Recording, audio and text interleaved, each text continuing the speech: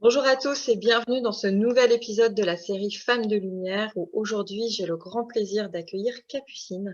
Capucine qui est une spécialiste de l'accompagnement des femmes atteintes d'endométriose et elle va nous en dire tout de suite un petit peu plus sur déjà qui tu es et puis comme tu le disais d'arriver à mieux définir qu'est-ce que c'est que l'endométriose. Bienvenue à toi en tout cas Capucine et merci d'avoir accepté mon invitation.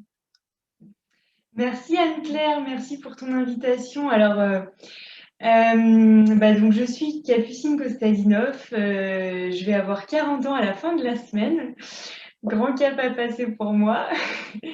Et oui, donc l'endométriose, en fait, c'est une maladie gynécologique chronique qui est liée en fait au cycle menstruel pour résumer, en fait, c'est l'endomètre, donc la muqueuse utérine, qui normalement devrait s'écouler en même temps que le sang au moment des règles et qui, au lieu de s'écouler, va se fixer sur d'autres organes du corps de la femme. Et voilà, elle peut provoquer des douleurs plus ou moins importantes et notamment et aussi éventuellement des problèmes d'infertilité. Voilà, donc c'est vrai que l'endométriose, c'est une maladie qui est découverte soit au moment où on essaye d'avoir des enfants et qu'on n'y arrive pas, et du coup, c'est la première cause d'infertilité, voilà. Soit parce qu'on a des douleurs à répétition, et donc pour ça, il y a voilà, toute une recherche, toute une exploration à faire. Et en fait, l'endométriose, c'est encore aujourd'hui une maladie qui met 7 ans en moyenne à être diagnostiquée. Donc, on voit bien que l'errance médicale, elle peut être assez longue. Voilà, pour moi, elle a été d'une dizaine d'années. Et voilà. Et donc, le moment du diagnostic peut arriver bien après, en fait, le début des symptômes, en fait. Alors justement, on va revenir sur ton parcours parce qu'effectivement, ton parcours professionnel, comme tu le disais, est vraiment enchevêtré avec ton parcours personnel. Mais je voulais vraiment revenir sur cette histoire des symptômes et du diagnostic en lui-même.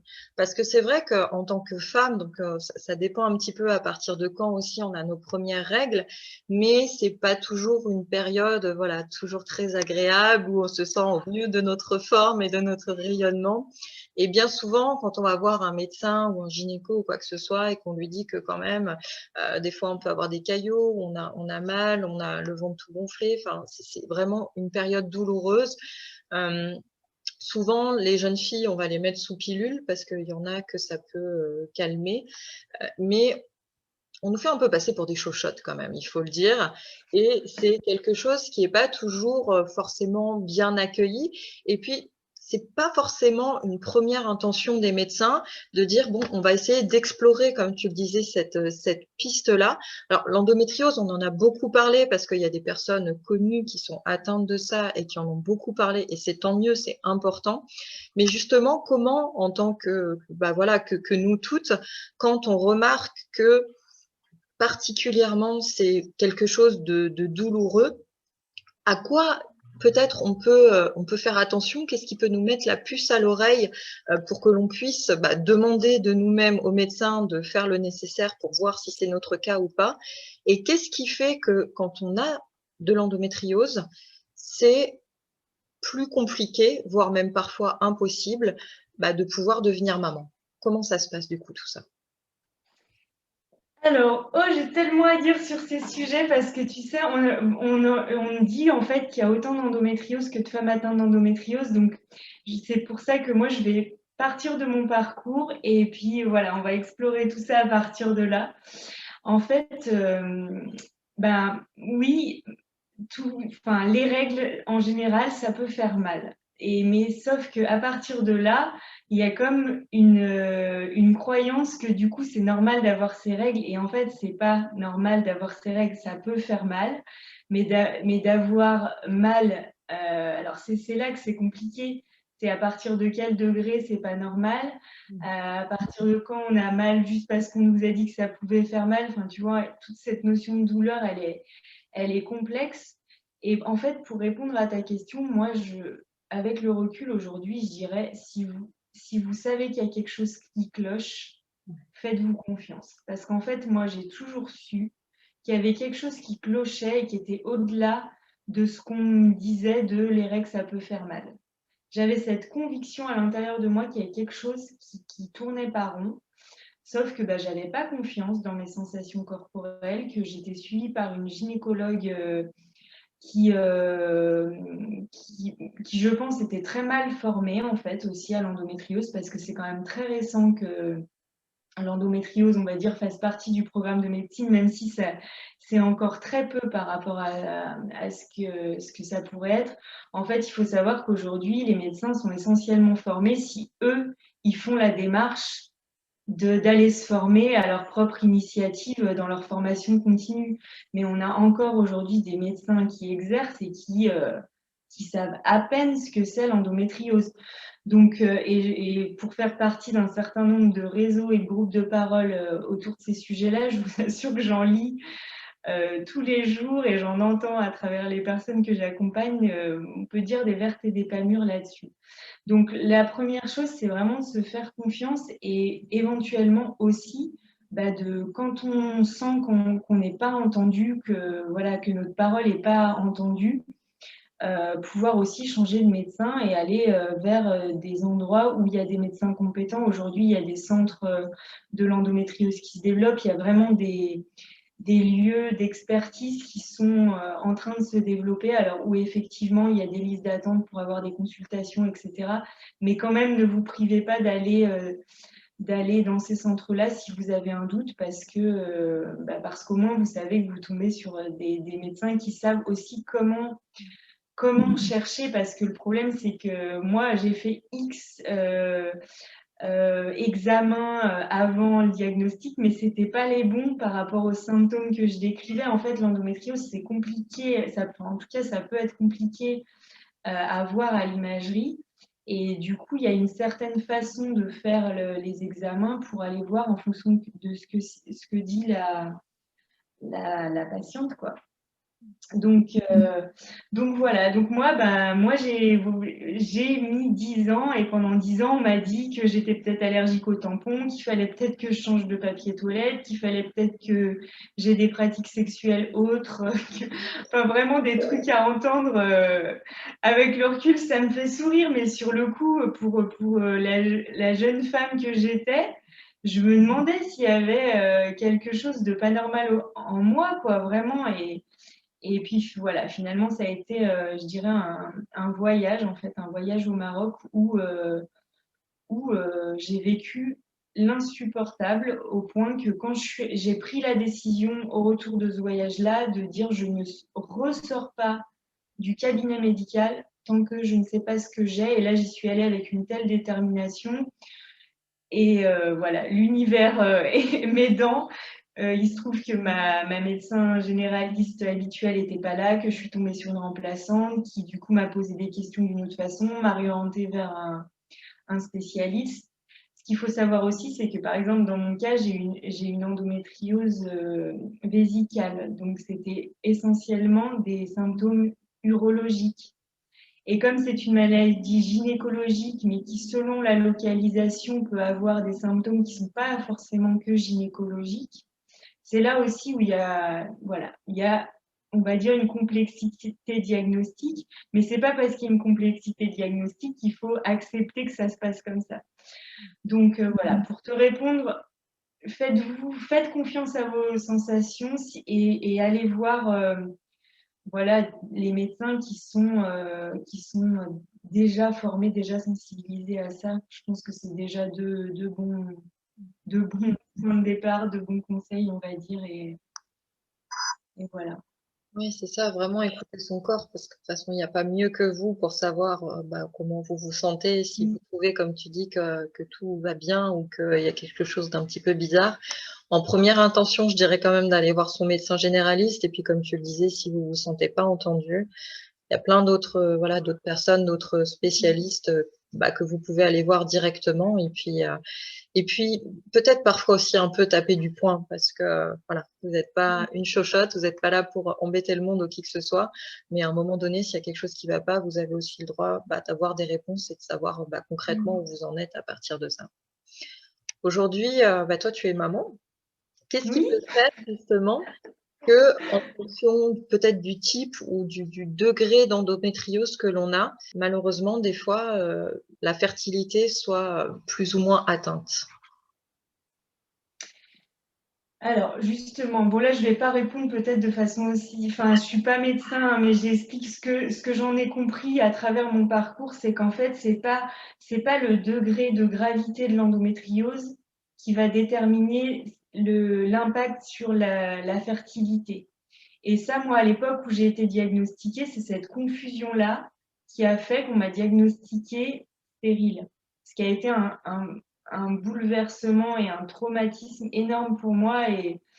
Et voilà, j'en ai encore de l'émotion à le dire. Et je le dis aussi pour les femmes à qui on a pu dire ça. Attention à ce genre de... Parce que ça devient des croyances. Et quand on sait aujourd'hui combien nos croyances définissent notre réalité et voilà, et moi maintenant qui joue avec toutes ces, et je sais aussi que toi Anne-Claire tu connais ces, voilà, quand on s'intéresse en fait à la physique quantique, on va peut-être plus en parler après, mais je me dis comment on peut, bon, c'est comme ça en tout cas. euh, Moi à l'époque, donc quand j'ai été diagnostiquée, mon endométriose était très grave, très j'avais un gros nodule qu'il fallait enlever en urgence et du coup, bah, on m'a dit que j'étais stérile parce que elle s'était tellement développée que voilà, il pensait que ça pouvait avoir, enfin, ça pouvait empêcher que je puisse être maman. Le truc, c'est qu'en fait, c'est vraiment où les nodules sont positionnés. Et en fait, il peut y avoir des nodules qui sont pas forcément douloureux, qui sont pas forcément gros, mais qui sont à des endroits très problématiques, comme sur les trompes, dans le col de l'utérus, enfin, à des endroits voilà, qui sont nécessaires pour la reproduction. Qui vont donc gêner ben, soit la croche, soit qui vont provoquer des fausses couches à répétition, ce genre de choses, mais qui ne sont pas forcément des endométrioses problématiques pour le quotidien de la femme. Donc, tu vois, il peut y avoir en fait des endométrioses qui sont vraiment problématiques pour devenir maman et d'autres qui sont très lourdes dans le quotidien. Ça n'a pas forcément de lien. Voilà, je ne sais pas si je réponds à ta question, mais je pense que c'est vraiment important de le dire. Parce que c'est vrai que jusqu'à présent, je trouvais que le raccourci était vite fait justement entre je suis atteinte d'endométriose, donc je ne pourrai pas avoir d'enfant, et en plus j'ai mal, donc voilà, je suis un peu punie, on va dire, sur tous les plans. Je trouvais que c'était assez violent parce que, comme tu dis, je pense que ce soit les hommes ou les femmes d'ailleurs, quand on découvre à un moment donné que bah, on peut pas avoir d'enfant, même si on n'avait peut-être pas encore fait le choix de savoir si oui ou non on n'en voulait pas, ça met tout de suite une barrière qui est assez bah, franche pour le coup et qui peut, bah, comme tu dis, avoir un fort impact quand même sur soi et sur son, voilà, sur son désir, sur sa propre évolution. Donc je trouve ça vraiment important et je te remercie pour ça de recentrer un petit peu les choses et de se dire que non, c'est pas, voilà, le raccourci n'est pas forcément à faire. Et pour le coup, alors ce sur quoi je voudrais qu'on revienne, c'est ton parcours et puis ta façon d'accompagner ces femmes-là aujourd'hui. Parce que, alors comme tu le disais, hein, on n'est pas médecin et le but, c'est pas de se substituer à la médecine quelle qu'elle soit. Faites ce que vous avez à faire de ce côté-là. Mais pour le coup, si vous avez envie de vous faire accompagner en parallèle, qu'est-ce que tu proposes aujourd'hui et comment ça se passe quand on vient te voir pour ce genre de problématique-là? Alors, oui, déjà, c'est très clair qu'en fait, c'est absolument pas à la place d'un suivi médical. Ça, je le redis parce que ça a vraiment. Et puis, c'est vraiment pas. Moi, en fait, j'interviens pas sur l'endométriose ni même sur des conseils que Enfin, je donne aucun conseil sur les choix aussi que vous pourriez faire sur les traitements, les opérations. Moi, ce à quoi je vais toujours vous renvoyer, c'est que c'est vous qui avez la réponse.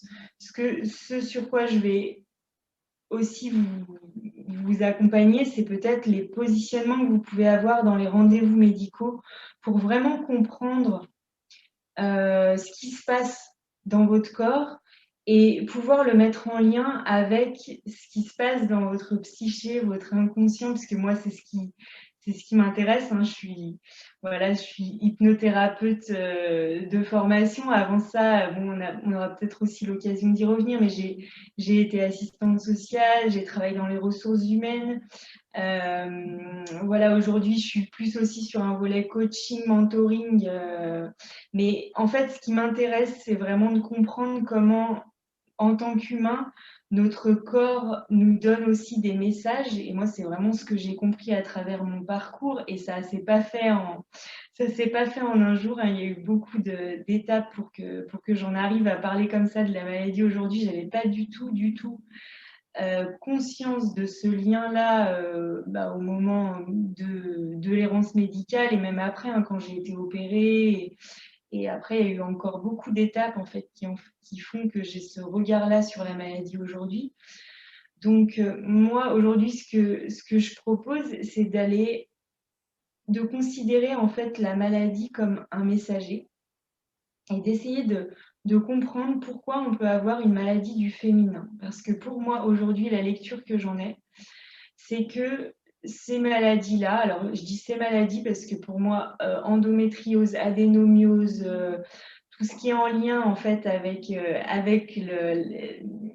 les menstruations, avec l'appareil gynécologique, tout ça pour moi, c'est des maladies du féminin qui viennent nous dire, ou en tout cas ça a été le cas pour moi, et il y a probablement des femmes chez qui ça fait écho, qui viennent nous dire où en es-tu de ton rapport à ton féminin, quelle place tu laisses à ton féminin dans ta vie. Et moi, rétrospectivement, j'avais un gros, un gros comment dire, litige intérieur avec mon énergie féminine. J'étais beaucoup dans mon énergie masculine, beaucoup dans le contrôle, beaucoup voilà, dans la maîtrise, beaucoup dans la projection. Et d'ailleurs, je dis souvent que je voulais une vie normale. J'avais tracé ma vie, voilà, je voulais faire telle carrière dans le social en l'occurrence, auprès de tel public, avoir tant d'enfants, voilà, j'ai rencontré mon mari jeune, enfin, j'avais programmé ma vie. Et en fait, bon, l'endométriose a été évidemment une épreuve, mais ce grain de sable qui a permis tellement de possibles pour moi de, de venir en fait à moi, alors dans la difficulté, dans l'épreuve bien souvent, mais c'est aussi ce qui pour moi fait qu'aujourd'hui j'ai une vie tellement riche parce que je me suis énormément ouverte à tous ces possibles et à tout ce que ouais, mon énergie féminine, alors que je relie aussi à mon âme, à ma mission de vie, parce qu'aujourd'hui, comme tu vois, tout se rejoint sur pourquoi, en fait, j'ai choisi aussi on peut dire, cette incarnation avec ce corps-là qui avait ces difficultés-là, et du coup, quel message j'ai apporté par rapport à ça. Donc ça, c'est la première chose. Peut-être j'avais envie de revenir aussi un petit peu sur mon parcours avec l'endo. Pour dire que ce moment-là où j'ai été diagnostiquée, ça peut être très ambivalent comme moment à vivre, surtout quand ça fait une dizaine d'années qu'on cherche ce qu'on a. Enfin, qu'on cherche, ou qu'on cherche pas, mais en tout cas qu'on croit qu'on cherche. Et moi, ce moment où on m'a dit endométriose, déjà, c'était la première fois que j'entendais ce mot-là, hein. Moi, quand il a dit endométriose, j'ai dit endo quoi, comme beaucoup de gens font encore quand je dis j'ai une endométriose, parce que maintenant je l'assume. Donc, ça m'arrive d'en parler si tu veux. Mais souvent, les gens, ils font endo quoi. Et moi, c'est ça, à l'époque, donc là, en l'occurrence, c'était le chirurgien urologue qui m'a dit endométriose, j'ai dit endo quoi. Et ça a été un grand soulagement de savoir ce que j'avais. Et en même temps, ça a été un grand choc pour moi parce qu'en même temps qu'endométriose, on m'a dit stérile. Et du coup, ça a été un grand choc pour moi parce qu'en plus, à l'époque, je travaillais en tant qu'assistante sociale dans un service de protection de l'enfance. Donc, j'ai tout de suite saisi que c'était pas possible, que je pourrais pas continuer ce travail-là en sachant ça, que je pourrais pas faire mon travail de façon éthique et dans un positionnement juste. Donc j'ai démissionné, je me suis retrouvée du coup sans boulot, dépendante de mon mari, alors que j'avais toujours dit que je voulais être indépendante financièrement. Enfin, tu vois, je me suis retrouvée vraiment dans une très, très grande vulnérabilité. Et puis, voilà, dans ce corps à qui j'avais dit pendant des années, non, mais on me dit que je suis une chochotte, donc c'est toi. En gros, c'est toi, mon corps, la chochotte. Bah, tu vois, il y avait un espèce de truc, moi, on me dit que je suis une chochotte, donc mon corps, toi, t'as pas le droit de souffrir. Et en fait, tes douleurs, là, non, je veux pas en entendre parler parce que moi, je veux faire je veux pas que ça ait d'incidence. Donc, j'ai jamais manqué une journée de boulot. J'ai toujours fait les voyages que je voulais faire sans me poser de questions. Bon, jusqu'à ce fameux voyage au Maroc où là, c'était vraiment too much. Mais tu vois, il y a eu voilà, ce moment de l'annonce en fait où je me suis retrouvée tellement connectée à ma vulnérabilité, moi qui en plus avait toujours été très très forte hein, que ce soit dans le travail ou auprès de mes amis, toujours beaucoup aussi dans la, à l'écoute en fait des autres. Moi, mon entourage, très peu de gens savaient que j'avais une endométriose. Bah, en fait, je le savais pas moi-même, hein, mais je parlais pas de mes douleurs. Donc, si tu veux, il y avait cette posture très forte. Et puis, du jour au lendemain, ben, Capucine, elle a une endométriose, elle a plus de boulot, elle va se faire opérer, elle a 2 mois d'arrêt. En plus, j'étais censée me marier 6 mois après. J'ai remis tout ça en question parce que pour moi, imposer la stérilité à mon futur mari, c'était très très compliqué. Donc il a fallu bah, voilà, que je redise oui avec cet élément-là et que lui, quelque part, me redemande, tu vois, avec ça, pour moi, enfin voilà, il y a eu, tu vois, tout un moment là de. Puis bon, finalement, on s'est mariés, on a eu 2 enfants et on est toujours ensemble, ça fait 22 ans. Donc, tu vois, voilà, mais voilà, c'est aussi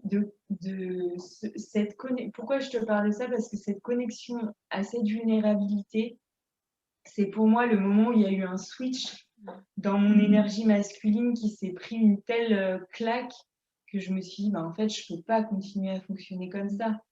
Enfin, j'aurais pu en mourir. Parce que si tu veux, les médecins, quand ils ont vu où j'en étais au niveau du nodule qui était en train d'attaquer mes reins et tout, ils m'ont dit, mais comment vous pouviez supporter ça? En fait, j'ai dit, mais ça fait 10 ans que je le dis, ouais, mais vous devriez même pas pouvoir. Enfin, tu vois, il y avait quelque chose aussi, du coup, au moment où on a reconnu la maladie, où je me suis dit, mais comment j'ai pu voilà, sortir de ces rendez-vous avec ma gynécologue en disant, bah ouais, en fait, je suis sûrement une chouchotte, quoi. Tu vois, et de à quel point j'avais nié justement ces sensations corporelles qui tellement me disaient, il y a quelque chose qui ne va pas, quoi. Je trouve ça vraiment beau et je te remercie pour ça parce que pour moi, ça fait vraiment finalement cette maladie et à partir du moment où tu poses des mots sur tes mots, ça te permet vraiment de renaître et de renaître à plusieurs choses finalement. Déjà à toi-même, au propre message de ton corps, à tes perceptions, où j'en suis un peu avec moi-même, quand tu dis dans tes énergies yin-yang et comment tu peux réussir à trouver un équilibre par rapport à ça. Par rapport à ton mari, comme tu dis, je me suis redit oui à moi, mais du coup, je lui ai redit oui à lui aussi parce que bah, forcément, quand il y a des soucis d'infécondité, etc., bah, ça engage le couple, forcément, quand on a quelqu'un dans notre vie. Et de comment bah, finalement, ça s'est fait quand même et que ça n'a pas été un frein pour vous parce que peut-être tu as déjà décidé que toi, ça serait pas un frein pour toi. Et de comment les choses se sont faites où, bah, comme tu le dis, aujourd'hui, tu as 2 enfants et en plus, tu boucles la boucle parce qu'aujourd'hui, tu accompagnes toi-même des femmes à se reconnecter à cette propre puissance-là. Parce que comme tu le dis, et bien souvent, je crois que c'est quelque chose qui est très humain de faire ça, la maladie nous y pousse, mais on a tendance à avoir un peu le syndrome, alors peut-être que c'est pareil chez les hommes, mais en tout cas chez les femmes, de la superwoman où, comme tu dis, on avance, on s'écoute pas trop. On sait que justement, par rapport aux hommes, on peut avoir ce truc un peu de oh, mais celle-là, elle s'écoute trop, ou la fameuse remarque dès qu'il y a quelque chose qui va pas ou qu'on ose dire quelque chose, oh, mais qu'est-ce qu'elle a, elle a ses règles ou un truc comme ça. Et avoir ces côtés-là où justement on a tendance à en faire encore plus et à s'écouter encore moins pour justement pas qu'on vienne nous chercher des noises et qu'on s'impose, alors dans le monde professionnel qui plus est, mais aussi au sein de notre famille, parce que je crois que c'est dans toutes les familles qu'on a toujours quelqu'un, voilà, quelqu'un qui a quelque chose de travers, quelqu'un qui est toujours en train de se plaindre, quelqu'un à qui il arrive toujours des tuiles en Ah non, pas la mienne.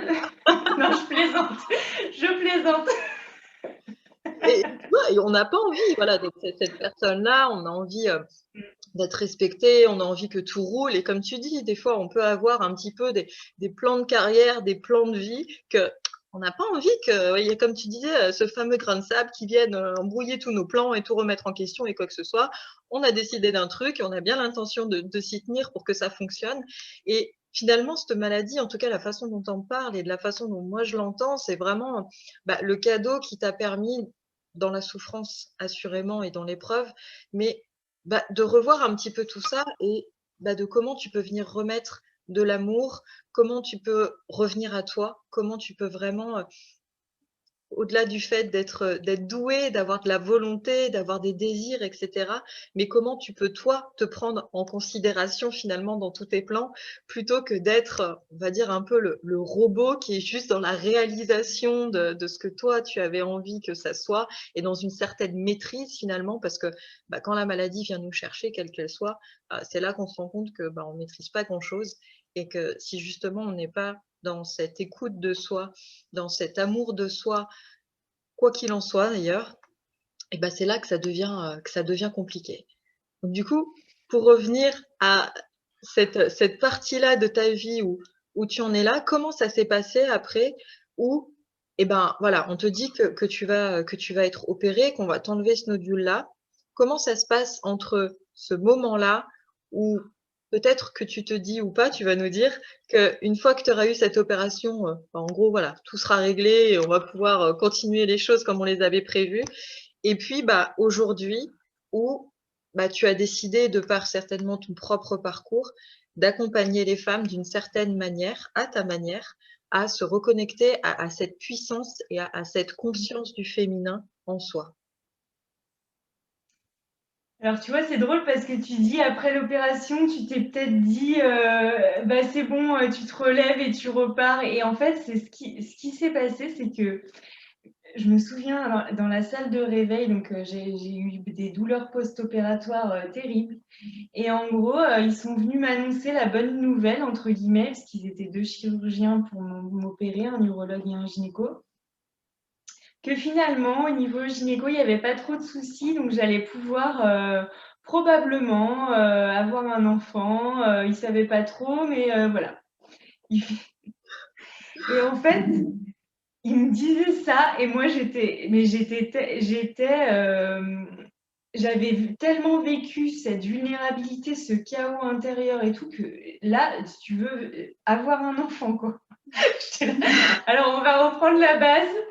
J'étais pas du tout, et même si tu veux, dans les jours, les mois qu'on suivi, parce que j'ai vraiment mis du temps quelque part à me relever. Alors, pas forcément dans le quotidien, parce que j'ai effectivement vite repris une vie sociale. Il y a eu le mariage 4 mois après l'opération. Ça a été, voilà.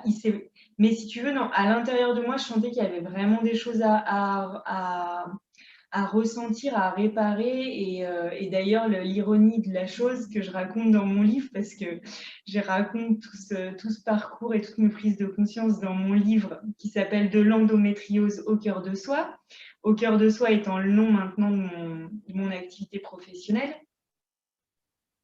Je raconte en fait l'ironie que finalement j'ai dû prendre la pilule après mon opération parce que je ne pouvais pas devenir maman dans ce corps-là, qu'il fallait d'abord que je me réapproprie, et que j'avais vraiment pris conscience qu'avant de devenir maman, il fallait vraiment que je fasse la paix et presque que je pardonne à mon corps et que lui me pardonne aussi de tout ce que je lui avais fait subir.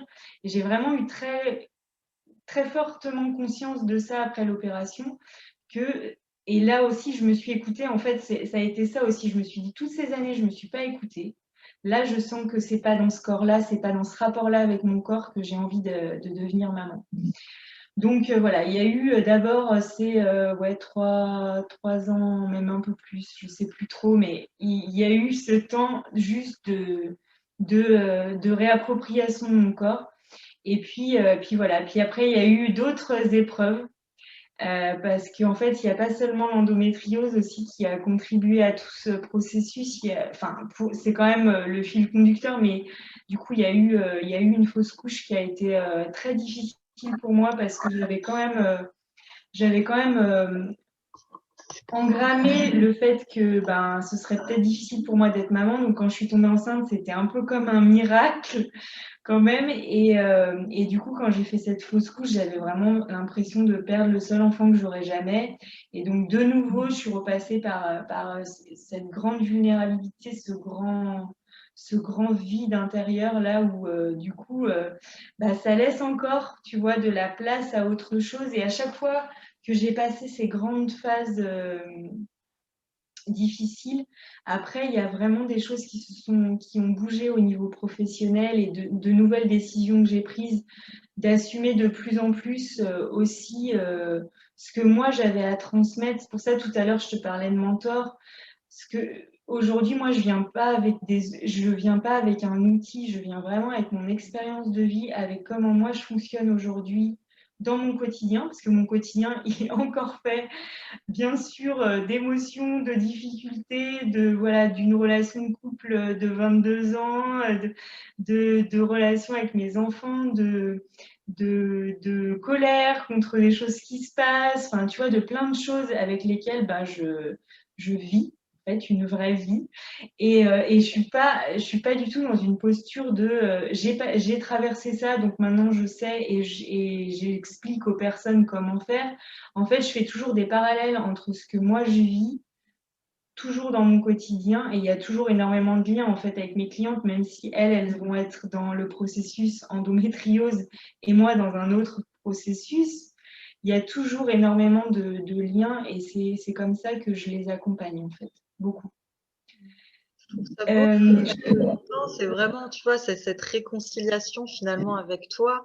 Et quand tu dis, non, mais c'était pas avec ce corps meurtri, en tout cas, que j'ai rendu comme ça, que j'avais envie de devenir maman. On sent vraiment que tu avais besoin de te réapproprier toi-même et puis de créer ce cocon bienveillant dans lequel on a envie effectivement d'accueillir notre loulou, surtout quand c'est le tout premier, qu'on sait pas trop comment ça fonctionne, etc. Et qu'on sait que même si on aura peut-être d'autres derrière, il y aura qu'une seule fois notre premier, où on redécouvre aussi notre corps quand on est enceinte avec voilà tout ce que ça peut venir. Donc je trouve ça vraiment beau que tu puisses partager ça. Comment ça s'est passé aussi peut-être ta relation de couple? Comment, du point de vue de ton mari, ça s'est passé? Est-ce que tu as réussi à avoir le soutien dont tu avais besoin? Parce que c'est vrai que quand il nous arrive un truc sur voilà, une problématique de femme, parfois on a déjà un peu de mal avec nous-mêmes, avec notre corps, avec nos émotions, avec nos ressentis, tout ça. Et du côté des hommes, il peut y avoir peut-être ce sentiment d'impuissance, de pas trop savoir comment faire, comment accompagner, comment faire au mieux. Comment, voilà, tu as réussi à gérer cette autre partie de toi en tant que femme, en tant que compagne? Quelle question! Quelle question! Et tu vois, elle est encore toujours d'actualité quand je te dis que j'évolue en même temps que j'accompagne, parce que bien sûr, les femmes que j'accompagne, il y a des problématiques de couple qui sont associées à l'endométriose, parce que ça a aussi des liens par rapport à la sexualité, qu'il peut y avoir des douleurs sexuelles, voilà, et que la sexualité, c'est une dimension importante dans le couple. Ça peut avoir aussi un impact sur l'humeur parce que quand on vit des douleurs chroniques, au bout d'un moment, ça tape tellement sur le système que voilà, il peut y avoir aussi ça. Donc, moi, nous, avec Steph, avec mon chéri, il y a toujours eu beaucoup de communication, si tu veux. Intuitivement, on a toujours énormément communiqué. On a toujours aussi respecté nos différences de fonctionnement. Je pense qu'on a. Après, je me suis formée à la thérapie de couple, tu vois, j'ai compris des choses. Moi, il y a des méthodes de thérapie de couple aussi qu'on utilise. On fait régulièrement ensemble des dialogues imago. En ce moment, on est accompagné par un couple plus sur le développement notre spiritualité et même d'une autre forme de sexualité. Voilà, donc tu vois, on a aussi fait le choix à des moments et on le refait régulièrement et en ce moment on y est, d'évoluer ensemble avec un regard extérieur parce qu'on sait que c'est aussi ce qui nous aide à grandir. Tu vois, on a compris aussi qu'on était un couple co-créateur de nos vies à chacun, mais de notre relation, de notre vie de famille, de notre vie en fait.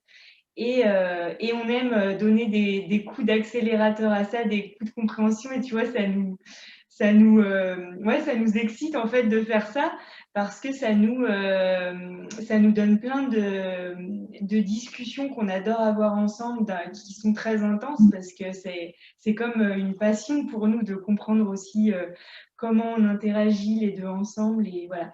Mais à l'époque, on n'avait pas encore décidé de se faire accompagner ou de lire des choses. Je crois que, en fait, c'est bête ce que je vais dire, mais je crois que c'est l'amour qui nous a sauvés parce que, tu vois, je te partageais tout à l'heure que j'ai eu donc le diagnostic à quelques mois de notre mariage et quand j'ai dit à Steph, moi je peux pas en fait t'imposer ça, il a vraiment eu ce positionnement très clair de dire en fait moi c'est toi que j'ai choisi, je sais pas choisi pour avoir, même si toi je sais que tu as programmé toute notre vie parce qu'il sait comment je fonctionnais. Parce que maintenant, c'est plus comme ça. Mais voilà, tu vois, de pouvoir se dire aussi ces choses pour lesquelles on s'est choisi. Et en fait, on s'est pas, on s'est choisi l'un et l'autre et on s'est dit pourquoi. Et c'est toujours en évolution. C'est comme si régulièrement, on redécidait de se choisir.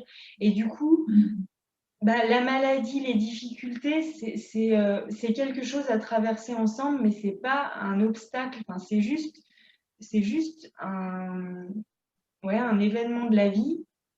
Tu sais, quand on dit pour le meilleur et pour le pire, enfin, je sais pas si con, en fait. Nous, on a dit pendant longtemps qu'on se marierait pas, ça, il y a plein de trucs qu'on a dit jamais et puis on le fait. Donc voilà, mais du coup, ouais, c'est vraiment en fait la vie nous fait passer pour nous, c'est un peu comme un jeu maintenant, tu vois. Il y a des trucs qui se passent, on doit passer au travers. Bon, la maladie en fait partie. Et du coup, comment tu es mon partenaire de jeu, comment tu me soutiens, mais pas dans un truc de victime sauveur, tu vois, pas dans un truc de j'ai besoin de toi et je suis dépendant de toi, mais juste, voilà, j'essaie à traverser. Toi, à d'autres moments, tu as ça. Et en fait, on se rend compte qu'il y a un équilibre comme ça qui se met en place. Voilà, alors l'autre chose quand même, parce que là ça paraît un petit peu facile, c'est qu'on a tous les deux une conscience et une connaissance de nous-mêmes assez poussée parce qu'on a tous les deux fait un travail thérapeutique chacun de notre côté. Et ça quand même, ça aide beaucoup parce qu'avant de comprendre l'autre, il faut d'abord se comprendre soi-même et le couple, c'est tellement un espace dans lequel on peut activer les boutons rouges, ce que j'appelle moi les boutons rouges. Tu sais, ces cicatrices émotionnelles qui sont liées à notre enfant intérieur et tout ça, c'est tout ce que je travaille avec les femmes que j'accompagne en séance pour aller justement changer l'information. Enfin, quand je dis changer l'information, guérir plutôt ces blessures-là. Alors, ça ne veut pas dire que c'est guéri, il n'y a plus, c'est pas ça. Mais juste faire que le bouton, il soit un peu moins, tu vois, à vif. Oui, c'est ça, être dans l'apaisement, comme tu dis, de ces boutons pour que ça soit moins dans la réaction, moins dans le côté hyper à vif où voilà, effectivement, c'est un petit peu là où ça vient nous piquer à coup sûr à chaque fois. Et comme tu dis, c'est facile, entre guillemets, de savoir quels sont les boutons de l'autre. Et quand il y a des fois, voilà, on a nos humeurs ou quoi que ce soit, de se dire que on sait que là, ça va partir en cacahuète, c'est sûr. Et je trouve ça beau, je trouve ça vraiment beau. Alors peut-être que ça fait un peu bisounours, mais c'est pas grave, moi j'adore ça dans ce que tu partages, dans ce renouvellement de soi, dans le fait de se choisir, de choisir l'autre et d'avoir vraiment ce copilote, quoi, ce copilote, ce partenaire de vie où, ok, quoi qu'il arrive, on sait qu'on n'a pas signé pour que ça soit tout beau, tout rose tous les jours, que ça ne le sera pas, assurément, que la vie, c'est un jeu, mais un jeu, c'est aussi des surprises, des imprévus, des choses qui se passent pas comme on voulait et tout ça. Et comment moi, je décide d'être à tes côtés pour toi et comment toi, bah, tu es aussi là pour moi, mais parce que comme tu dis, tu l'as choisi parce que tu le veux et pas parce que c'est une contrainte. Et ça, je trouve ça tellement beau d'être dans ce partage-là, d'être dans vraiment ce choix de vie. Donc, merci pour ça parce que c'est vrai que c'est pas évident des fois d'arriver à trouver ça. Non, et puis pour le coup, dans le quotidien, on a aussi des moments où on n'y arrive pas, tu vois, où c'est plus difficile, ou voilà, hein, c'est pas. Mais si tu veux, il y a plus on met de conscience, plus on met de plus, c'est plus fort que le reste.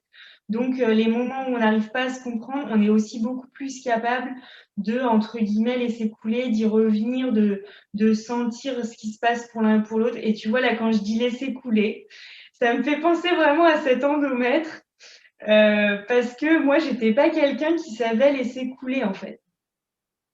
Tu vois, et cet endomètre qui s'écoule pas là dans ce fonctionnement masculin que j'avais, c'était vraiment non mais maintenant je veux comprendre là pourquoi on s'embrouille, tu vois, et fallait et non, des fois il y a juste besoin aussi que l'un et l'autre il y ait ces émotions, cette vie là qui nous traverse, qui passe à travers nous, et qu'après on peut revenir dans une autre énergie où on peut reparler de ce qui s'est passé, où on peut reparler de éventuellement de ce qu'on n'a pas compris, mais où surtout on, on reste dans ce lien. Parce qu'en fait, c'est ça qu'on abîme quand on ne comprend pas. Et c'est ce qui est vraiment dommage, hein. Parfois, dans les couples, il y a vraiment, de mon point de vue, des séparations qui se font là où il manque pas grand-chose, en fait. Enfin, tu vois, l'amour est là. Là, il manque juste. C'est pour ça que pour moi, l'accompagnement à des moments critiques, c'est vraiment des cadeaux à se faire. Ouais, complètement. Et c'est aussi des cadeaux à se faire quand on est dans la maladie et qu'on ne capte pas par quelle boule prendre. Parce que moi, en fait, le message, voilà. Ça, c'est important que je te le dise parce que là, tu vois, quand je t'en parle, je sens que voilà, ça, c'est vraiment important que je le dise. En fait, cette impuissance dans laquelle nous met la maladie, c'est une illusion. Enfin, c'est une illusion. En fait, quand on est malade, enfin, en tout cas, moi, voilà, endométriose égale, je peux rien y faire. Et ça, c'est pas vrai. Au contraire, endométriose vient te dire, va regarder tout ce qu'il y a à voir grâce à ça. Pour moi, l'endométriose et tout le reste, mais en l'occurrence là, l'endométriose, c'est vraiment un cadeau pour aller regarder comment tu fonctionnes et pour aller regarder peut-être des endroits où toi, tu vois pas tellement de déséquilibre parce que ça pose pas fondamentalement problème dans ta vie, mais où la maladie vient quand même te dire, si tu allais regarder de ce côté-là, et notamment de ton équilibre énergie masculine-féminine, pour ne parler que de ça, vraiment, tu vivrais une autre vie. Tu vivrais une vie qui est tellement plus douce, tellement plus en accord avec toi. Et moi, pour moi, c'est vraiment ce qui s'est passé. Alors aujourd'hui, il y a encore, bien sûr, des réajustements on va dire, dans mon équilibre énergétique. Et je le fais, tu sais, c'est de plus en plus millimétré tout ça. Mais je repasse par les mêmes cycles. Et j'adore refaire ces ajustements millimétrés en même temps que je le fais aussi pour les femmes que j'accompagne parce que je leur parle pas d'un truc qui était avant et qui ne me parle plus maintenant. Si, bien sûr, j'ai encore ça à faire, toujours. Mais dans quelque chose de plus affiné parce que j'ai enlevé, on va dire, les grosses couches. Ouais. Et puis c'est bien ce parallèle de lâcher prise sur un certain nombre de choses pour reprendre ton pouvoir par ailleurs et redéfinir finalement la femme que tu en Ginette dans toute sa multidimension. Je trouve ça tellement important finalement, comme tu dis, que la maladie, elle n'est pas là juste entre guillemets pour te pourrir la vie, elle est là pour justement clignoter là où tu as besoin d'aller regarder et en général là où bah, tu as renié ces parties pendant un certain temps.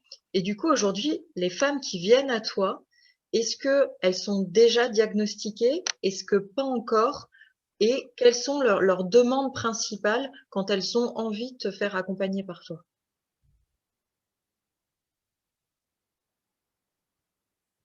Alors, non, elles ne sont pas forcément diagnostiquées. En fait, pour être tout à fait honnête avec toi, ma spécialisation endométriose, elle est très récente. C'est-à-dire que ça a été le constat de femmes qui venaient à moi. En fait, mon livre, là, de l'endométriose au cœur ce soit, il est sorti au mois de mars. Donc c'est tout récent. Et c'est vraiment, ça a été la sortie du livre.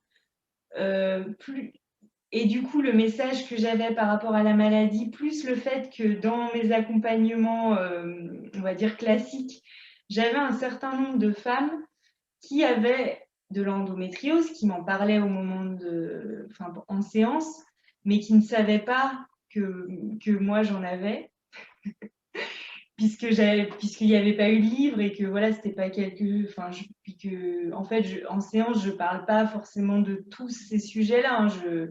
Je m'appuie sur comment moi je gère ma vie, j'aime pas ce mot, dirige non plus, comment je traverse la vie, voilà.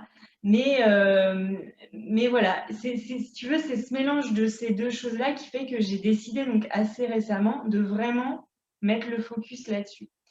Donc si tu veux, celle en tout cas qui venait sans savoir que j'avais cette proposition-là, elle venait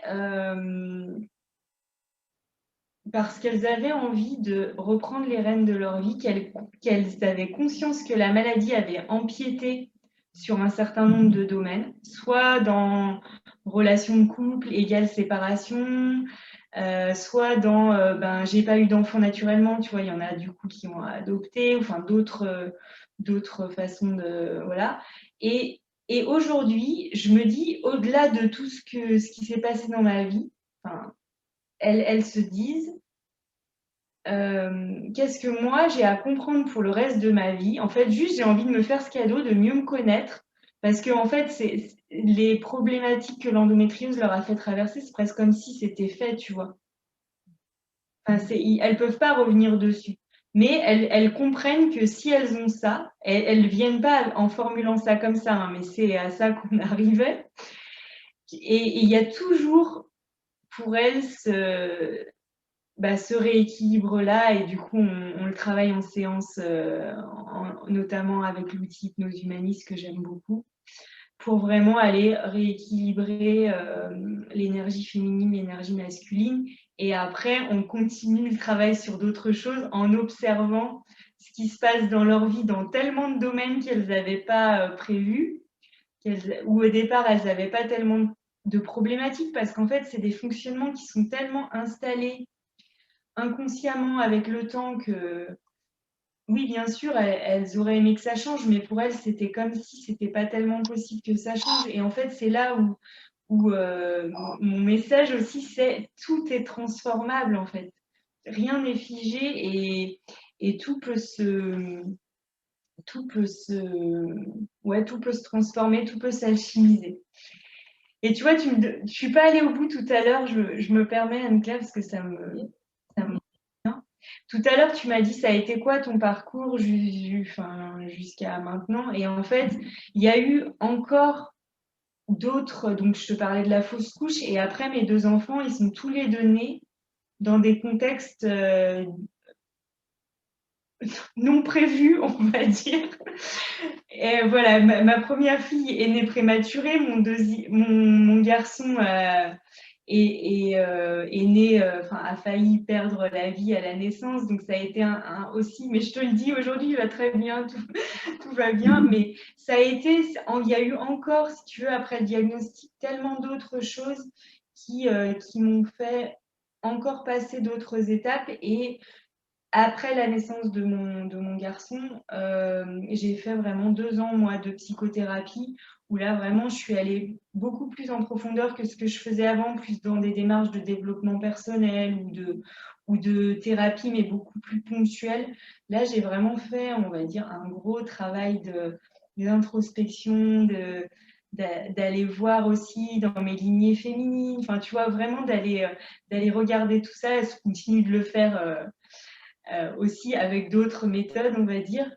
Mais voilà, d'aller comprendre aussi pourquoi j'étais moi dans cette vie, dans cette mission de guérison du féminin à travers mon endométriose. Et pour moi, ça peut être vraiment intéressant aussi pour les femmes que j'accompagne. Et là, on va dire, c'est réservé à celles qui le souhaitent, d'aller regarder aussi pourquoi vous avez choisi cette incarnation-là, peut-être quelle mission de vie. Alors, ça ne veut pas dire que ça devient la seule chose présente dans votre vie, et voilà. Mais ça donne vraiment un autre sens à la vie, à la maladie et éventuellement aux douleurs, parce qu'elles peuvent aussi revenir à des moments, de comprendre voilà, pourquoi on a ça. Parce qu'en fait, pour moi, la maladie endométriose ou d'autres, elle vient individuellement pour moi ou pour 1 sur 10, hein, puisqu'il y a une femme sur 10, je ne l'ai pas dit au début, mais qui est atteinte d'endométriose quand même aujourd'hui. Donc on voit que le tabou, il est grand, parce que je ne suis pas sûre que vous ayez connaissance dans votre entourage des 1 sur 10 qui potentiellement a de l'endométriose. Mais c'est aussi pour moi une maladie, enfin un problème collectif, en fait, ce rééquilibrage du féminin et du masculin. Et pourquoi il y a de plus en plus de femmes qui sont atteintes aujourd'hui, c'est parce que collectivement, on a cette part féminine de nous, tu vois, beaucoup plus justement dans nos sensations corporelles, dans la connexion à notre intuition, dans la confiance, dans l'accueil de ce qui se passe en dehors de ce qu'on a prévu, tu vois, de laisser en fait la vie nous agir plus que agir sur la vie ou même contrôler la vie. Qui est finalement un problème, entre guillemets, qu'on a tous, parce qu'on est dans une société qui est une société où on veut contrôler la vie, la mort, la maladie, le virus. Voilà. Mais tu vois, tout ça, en fait, pour moi, c'est en lien. Et donc, ça passe par certaines de nous au niveau de notre humaine, au niveau de notre corps, au niveau de notre incarnation. Mais c'est pour ça que mes accompagnements, entre guillemets, ne sont pas réservés aux femmes qui ont cette problématique au niveau de leur corps. Elle est aussi pour toutes celles qui quand elles m'entendent parler, se disent « Moi, j'ai pas d'endométriose, mais peut-être que j'ai quelque chose à aller voir de ce côté-là. » Tu comprends ce que je veux dire?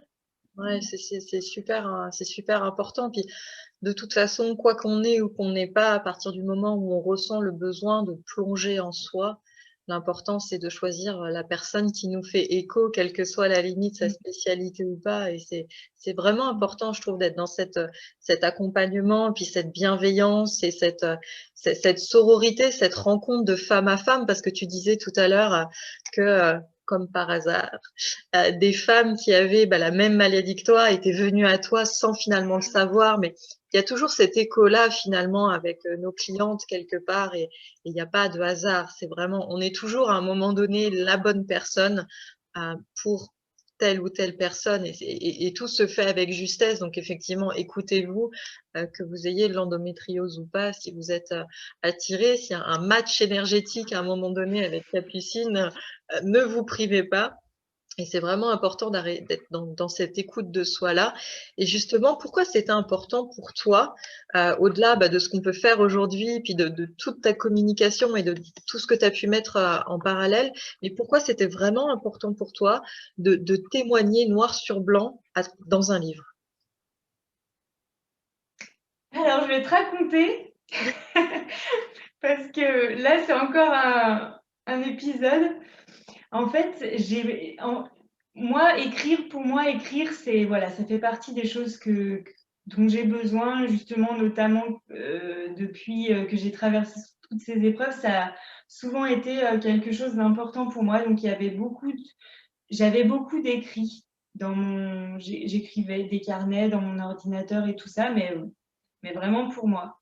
Et en fait, à La Réunion, donc tu vois, c'est assez récent puisque j'ai habité 2 ans à La Réunion. Enfin, on a habité 2 ans à La Réunion, et on est rentré il y a 1 an. Donc c'était il y a 2 ans. Ouais, 2 ans seulement, c'est fou. Je me dis que c'est fou tout ce qui s'est passé en 2 ans. Ouais, il y a 2 ans. J'ai eu une récidive d'endométriose à La Réunion, c'est-à-dire que j'ai eu de nouveau des douleurs. Et voilà, donc IRM et résultat d'IRM vraiment pas bon. Et là, encore un moment où tu te dis, mais c'est quoi encore le truc, quoi? Et comme j'avais beaucoup développé, notamment j'ai beaucoup reconnecté avec la nature à La Réunion, j'ai beaucoup développé mon intuition, voilà, mon intuition, on va dire. Et du coup, bah, après ce résultat que j'ai pas du tout vécu comme quelque chose qui m'abattait, hein, parce que j'avais pris du recul et voilà, mais quand même, tu vois, un peu les boules. Et le soir, avant de dormir, bah voilà, je lance cette question à l'univers, à Dieu, à qui vous voulez, à mon âme, mettez le terme qui vous parle, mais voilà, je m'endors sur. J'ai l'impression d'avoir fait tout ce que tu attendais de moi. En fait, j'ai compris que j'avais quelque chose à faire avec l'endométriose. Je suis en train de beaucoup comprendre sur moi, de faire des guérisons par rapport à ma lignée. Voilà, qu'est-ce que tu attends de plus en fait? Est-ce qu'il y a quelque chose que j'ai toujours pas compris? Voilà.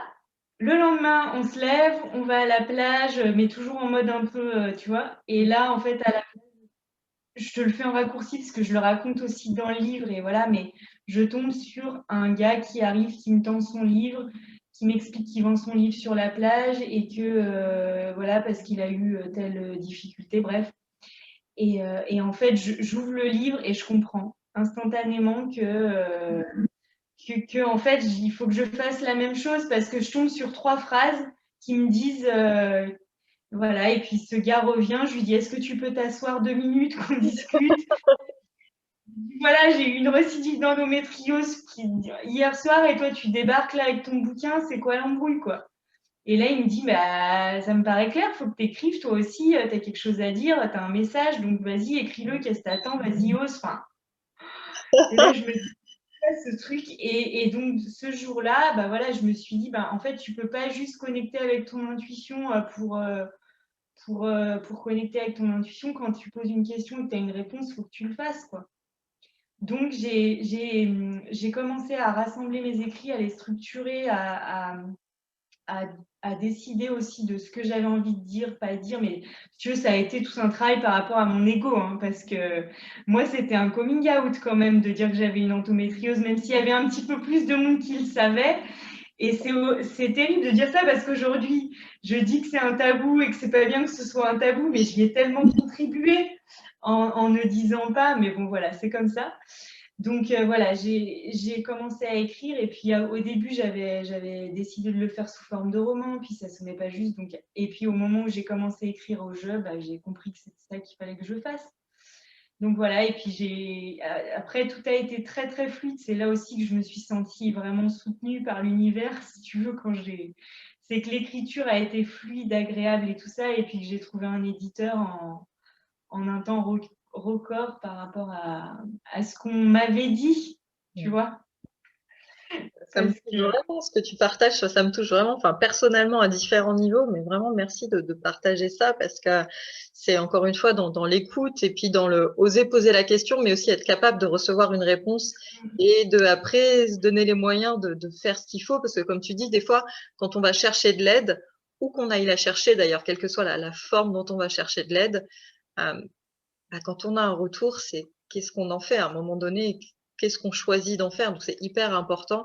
Et je voulais revenir sur un truc de justement dans cette notion de d'aveu, de coming out, de trucs où c'est quand même ça fait suer de. Qu'est-ce qui était honteux pour toi, enfin, ou qu'est-ce qui était perçu comme tel en tout cas, dans le fait d'avoir de l'endométriose? Alors, si tu veux, je pense qu'il y a plusieurs choses.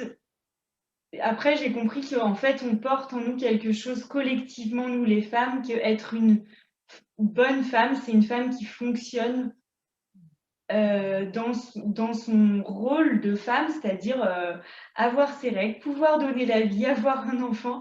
Et quand il y a un problème dans le processus, ben, il y a une notion de culpabilité immédiate. Tout comme il y a une notion de culpabilité immédiate quand tu donnes naissance à un enfant prématurément parce que tu es censé le porter 9 mois. comme il y a une notion de culpabilité, quand tu donnes naissance à un enfant handicapé, alors finalement, mon fils va très bien, mais il a été question de ça et j'ai eu une énorme... Enfin, tu vois, j'ai ressenti toutes ces culpabilités les unes après les autres et je ne les ai pas compris sur le moment. Mais on a cette espèce de poids collectivement et inconsciemment hérité de comment on doit être femme, en fait. Et du coup, tous ces écarts de ce qui doit fonctionner en nous, bah, c'est pas si facile à dire et à assumer que ça. Donc, ça, c'est la première chose. Et puis, bah, la deuxième, c'est que l'endométriose, étant une maladie voilà, gynécologique, tu vois, en rapport avec les règles, là encore, sujet tabou, si tu veux, ça nous amène sur des sujets, et il y a des sujets dans le livre, il y a des passages dans le livre qui ne sont pas des passages, entre guillemets, glamour, quoi. Tu vois, il y a des révélations. En plus, moi, voilà, c'est urologique. Enfin, tu vois, il y a un côté, c'est pas ça que tu as envie de raconter a priori de ta vie. Sauf que c'est ce qui me permet aujourd'hui d'être finalement dans beaucoup plus d'authenticité. C'est que quand tu as compris que tout ce qui fait maintenir ce tabou, c'est aussi beaucoup ton ego, l'ego de ton petit toi là qui veut maîtriser ce que les gens vont penser de toi. Et quand du coup tu te mets à fonctionner sur la version de toi qui est un peu plus grande, qui est pourquoi je suis de passage sur Terre et en fait je peux mourir demain, donc fondamentalement, tu vois, le truc que je raconte, en fait, il va pas changer la face du monde et c'est juste, tu vois, moi ça risque de blesser un petit peu l'image que j'aimerais qu'on ait de moi, mais fondamentalement, enfin, tu vois, et moi, dans l'écriture du livre et dans la révélation, entre guillemets, de mon endométriose, il y a vraiment eu ce travail par rapport à mon ego à faire et à comprendre de clairement, mon message et la force, j'espère que je transmets en venant le délivrer, est tellement plus grande et tellement plus importante que la blessure, que le petit que je peux ressentir en racontant un truc qui est pas, voilà, qui est pas le moment où je suis la femme, la Wonder Woman, quoi, comme tu disais tout à l'heure. Donc voilà, je pense que c'est ça. C'est important de lâcher l'image qu'on se fait de ce qu'une femme doit être. Et je trouve ça tellement important, puis peut-être que ça existe chez les hommes aussi, ce truc-là très viril, limite macho, de ce qu'un homme doit être, et que du coup chacun est dans son rôle, chacun est dans sa case, et que du coup il faut que rien ne dépasse, sinon le mythe de la perfection s'envole, et là c'est la cata. Et c'est vraiment ça en fait, d'être soi, ça veut pas dire être parfaite, et c'est complètement ok, et que oui, c'est pas forcément glam d'ailleurs d'avoir ces règles tous les mois, mais que c'est juste la vie et que comment tu accueilles la vie en toi, comment tu la fais circuler en toi de façon générale. Et je trouve ça vraiment beau ce que tu transmets, puis même par rapport à tout en fait. Là, on parle spécifiquement de ça, mais même par rapport à la sexualité, de l'image qu'on se fait d'une sexualité épanouie, du rôle de la femme qu'on doit avoir par rapport à la personne qui partage notre vie, etc.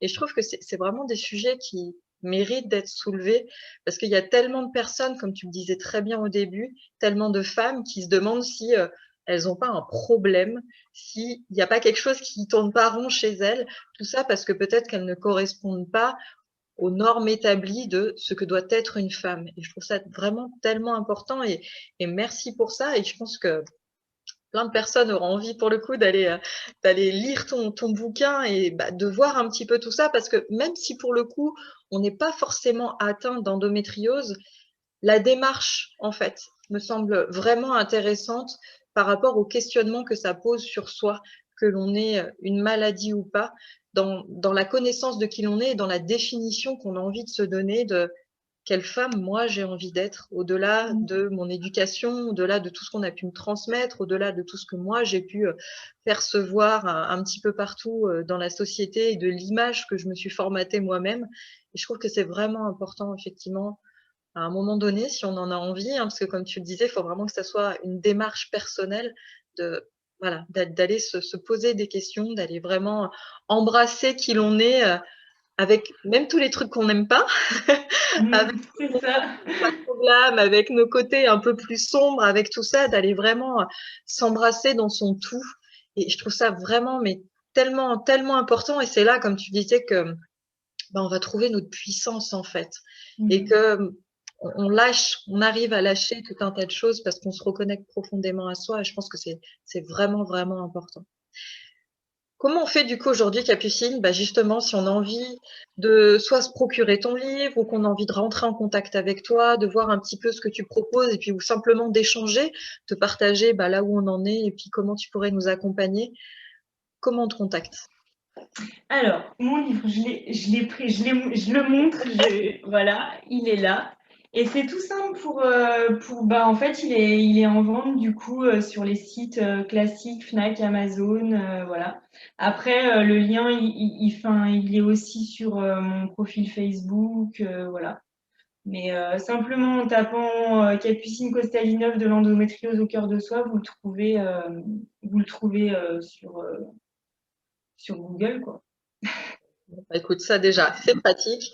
Et si on veut rentrer en contact directement Et avec après, alors, j'ai une page Facebook à mon nom, un profil Instagram, où je partage aussi au quotidien un peu, voilà, par quoi je passe. Je continue en fait à, à dire mes prises de conscience et à aussi me montrer en authenticité à la fois dans justement ma puissance, ma vulnérabilité pour montrer aussi toujours que pour moi, c'est le revers d'une même pièce et c'est vraiment important pour moi de ne pas être, voilà, je ne suis pas du tout dans un positionnement de coach, voilà, qui gère sa vie parfaite. Enfin, voilà, je suis dans le frottement de la vie et j'aime montrer ça aussi. Donc, sur ma page Facebook, bon, Instagram, j'y suis un petit peu moins, c'est tout récent. En vrai, ça fait très peu de temps que je suis sur les réseaux sociaux.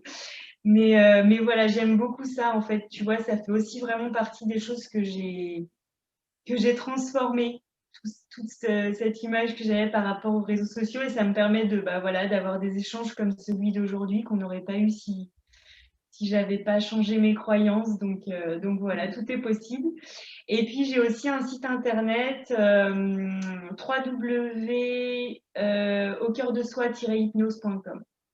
Ok, et ben écoute, je mettrai le lien aussi, comme ça sera tout simple pour venir vers toi. En gros, les personnes peuvent me contacter en message privé sur Facebook si elles veulent en savoir plus aussi. Et je dirais vérifier effectivement, comme tu dis, ce match énergétique parce que c'est vraiment important pour moi voilà, d'accompagner des personnes qui sentent un appel, quoi, que je puisse être celle avec qui elles ont envie de faire ce bout de chemin. Complètement. Je voudrais te laisser le mot de la fin.